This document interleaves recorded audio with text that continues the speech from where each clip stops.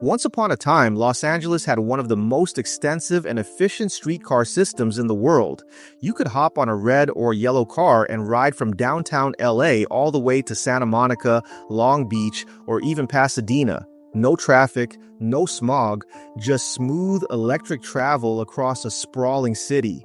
These weren't just short local loops either. The red car system spanned over 1,000 miles at its peak. It connected the booming city to its farthest corners with precision, affordability, and convenience.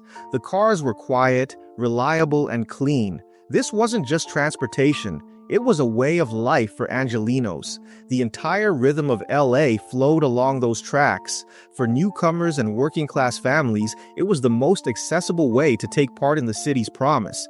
But today, all of that is gone. And if you ask most people why, they'll say something like, "Cars just took over," or "it was outdated." That's the version that gets repeated. The idea that the world changed and LA had to change with it.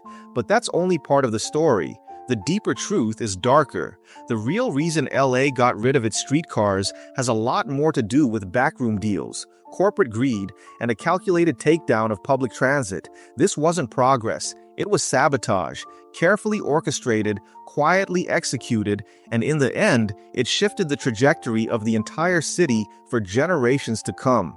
The Pacific Electric Railway, known for its iconic red cars, was the brainchild of Henry Huntington, a wealthy businessman who saw LA's expansion as a gold mine.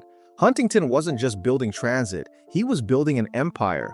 And here's the twist. The streetcars weren't just about transportation, they were a real estate strategy. Huntington bought massive amounts of undeveloped land outside of downtown LA. Then, he laid down tracks that connected these remote plots to the city center. Suddenly, these far-off places were within reach. Land values soared. Huntington made millions. This is how cities were shaped, by the roots of red cars and the ambitions of tycoons. And for a while, it worked incredibly well. The system grew, the city grew, Los Angeles became a place you could explore without ever needing a car. By the 1930s and 40s, the streetcars were aging. They needed investment, repairs, upgrades, better scheduling. They had served the city for decades and carried hundreds of millions of passengers. But now, maintaining them cost money. Lots of it. The companies that owned and operated the lines weren't eager to spend. Profits were slipping. Riders were beginning to complain. And right at that vulnerable moment, another player entered the picture, one with very different goals. Enter General Motors. Along with Firestone Tire, Standard Oil, and a few others, GM formed a front company called National City Lines. Their goal? To take control of urban transportation, not to improve it, but to gut it. Because GM didn't make streetcars, GM made buses, and buses needed tires, gas, and constant maintenance. This was about building a captive market for their products, not better service, just more dollars. In 1944, National City Lines took control of the Pacific Electric system. What followed was a slow, deliberate dismantling. They didn't show up and start tearing up tracks overnight. It was more subtle and more sinister.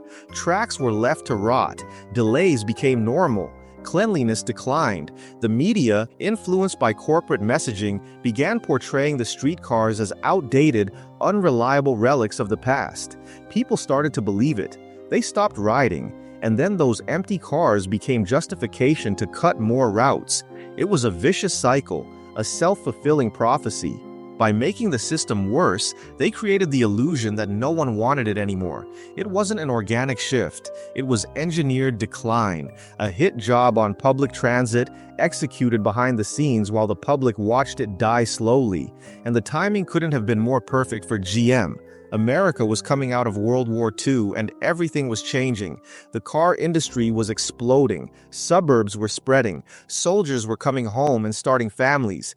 The GI Bill made it easier to buy homes, but most of those homes were far from the city center. Cars weren't just convenient anymore, they were necessary. And with that necessity came billions in federal highway spending. LA, like most American cities, began carving itself up with concrete, roads, interchanges, bridges. Public transit wasn't just ignored, it was actively obstructed. and all of it played into the hands of the corporations who had bet on buses and oil. But here's the part that most people have never heard. In 1947, the federal government caught on. GM, Firestone, and Standard Oil were indicted for conspiracy. The charge? Destroying public transportation systems across America for their own gain. And in 1949, they were found guilty. It should have been a bombshell, a scandal, a turning point, but the punishment? Laughable. A $5,000 fine. That's it. No one went to jail. No massive reform. The story got buried, and by then, it was already too late. The damage was done. LA's streetcars had been sold off for scrap. Some were dumped into the ocean. Others were simply left to rust in empty yards. A few lines lingered into the 50s and 60s, but the soul of the system was gone. In place of the red cars came freeways, endless, sprawling freeways that cut through neighborhoods and turned LA into the car capital of the world. Entire communities were displaced. Working-class areas, especially Black and Latino neighborhoods, were bulldozed to make room for the new roadways. What had once been a city connected by clean electric rails became a gridlocked, polluted, car-dependent maze.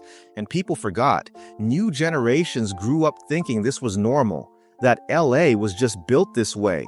But it wasn't. It was made this way by a handful of corporations with deep pockets and no concern for the people left behind. And here's the kicker. Today, LA is trying to bring the streetcar back. They're building light rail lines, expanding subways, spending billions to undo the damage. But they're doing it in a city that's already been reshaped around the car. It's harder, slower, more expensive, and even then, it's only a fraction of what used to exist. Imagine if the system had just been maintained, upgraded, respected. LA could have been a model city for public transit. Instead, it became a cautionary tale, a warning about what happens when profit is put above the public good. So next time you're stuck in LA traffic, staring at endless brake lights, remember, this wasn't inevitable. It wasn't progress. It was a decision, made in boardrooms, hidden from public view, and paid for by generations of Angelenos. If we don't learn from it, we'll keep repeating it. Because when public systems are sacrificed for private gain, it's always the people, the workers, the families, the everyday commuters who end up paying the price.